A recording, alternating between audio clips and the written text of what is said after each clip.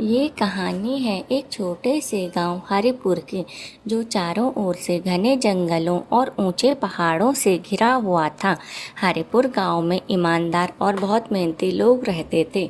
बहरहाल के कुछ वर्षों में वहां सूखा पड़ने के कारण फसलें खराब हो गई, जिस कारण गांव की स्थिति बहुत खराब हो चुकी थी। लोगों के पास अपना जीवन गुजर बसर करने के लायक ही अनाज उपलब्ध था, जिस कारण कई परिवार शहरों की ओर पलायन कर चुके थे। इन्हीं सब कठिन परिस्थितियों के बीच गांव में रहते थे रामू और उसकी पत्नी धरा।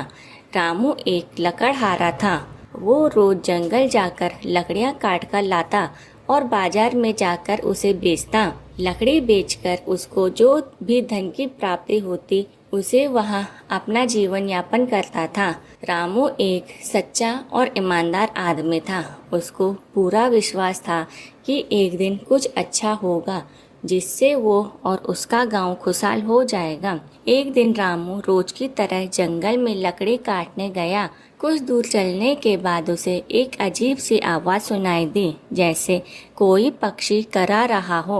वह आवाज की दिशा में आगे बढ़ने लगा। कुछ ही दूरी पे उसने देखा कि एक सुंदर सोने जैसा चमकता हुआ पक्षी एक पेड़ के नीचे घायल पड़ा था। रामू डरते हुए उस पक्षी के पास गया और देखा तो उसकी एक टांग टूट गई थी और पंखों से खून बह रहा था। रामू ने तुरंत अपने गमछे से उसका खून पोंछा और उसे पानी पिलाया। पक्षी ने थरथराती आवाज में कहा, तुमने मेरी जान बचाई है। मैं कोई साधारण पक्षी नहीं हूँ, मैं हूँ स्वर्णपंखी और मैं तुम्हें एक उपहार दूंगा।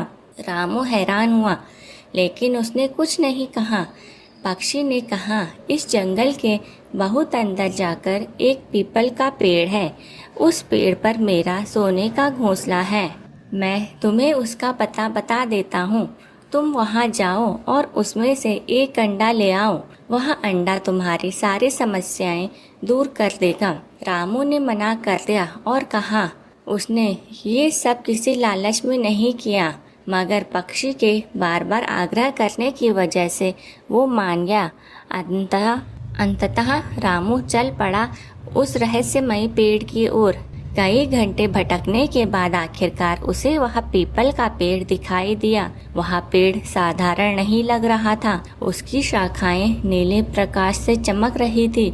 जब रामू ने ऊपर की ओर देखा तो उसने पाया कि पेड़ की सबसे ऊंची शाखा पर एक चमकदार घोंसला बना था। वो घोंसला पूरे का पूरा सोने का लग रहा था। उसको देखकर रामू की आंखें चौंधिया गई। वह किसी तरह पेड़ पर चढ़ा और घोंसले में झांककर देखा, वहाँ 3 सुनहरे अंडे रखे थे। रामू को याद आया कि पक्षी ने सिर्फ एक ही अंडा लेने को कहा था। उसने एक अंडा उठाया, लेकिन तभी उसके मन में आया कि क्यों न मैं 2 अंडे ले लूं। एक अंडे से तो मैं अपनी गरीबी मिटा लूंगा और दूसरा अंडा मेरे भविष्य के लिए काम आ जाएगा। पर जैसे ही उसने दूसरा अंडा उठाया, पेड़ जोर जोर से हिलने लगा। आसमान में काले बादल घिर आए और बिजली तेज गरजने लगे। रामू डर गया और जल्दी से एक ही अंडा लेकर पेड़ से उतर गया। जंगल से बाहर निकलते ही अजीब चमत्कार हुआ। रामू के हाथ का अंडा धीरे धीरे बदलने लगा और उसमें से एक सोने की मूर्ति निकली। वह मूर्ति बहुत मूल्यवान थी। रामू उसे लेकर गांव लौटा।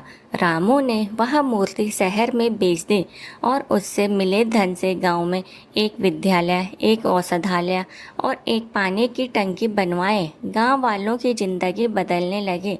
हरिपुर गांव फिर से हरा भरा हो गया। रामू के इस बदलाव की खबर दूर दूर तक फैल गई। यह कहानी यहीं खत्म नहीं हुई। रामू के पड़ोसी बंसी को रामू की किस्मत देखकर जलन होने लगी। एक दिन जब रामू और उसकी पत्नी जंगल वाली घटना के बारे में बात कर रहे थे, तभी वहां से जा रहे बंसी ने उनकी सारी बातें सुन ली और अगली सुबह बंसी भी उसी जंगल की ओर निकल पड़ा। उसने घायल पक्षी को बहुत खोजा, पर उसे वह पक्षी कहीं नहीं मिला। तब उसने रामू के बताए गए निशान पर चलते हुए वह पीपल का पेड़ ढूंढ निकाला। जब उसने उस पेड़ की शाखा पर सोने का घोंसला देखा तो वह लालच से भर गया।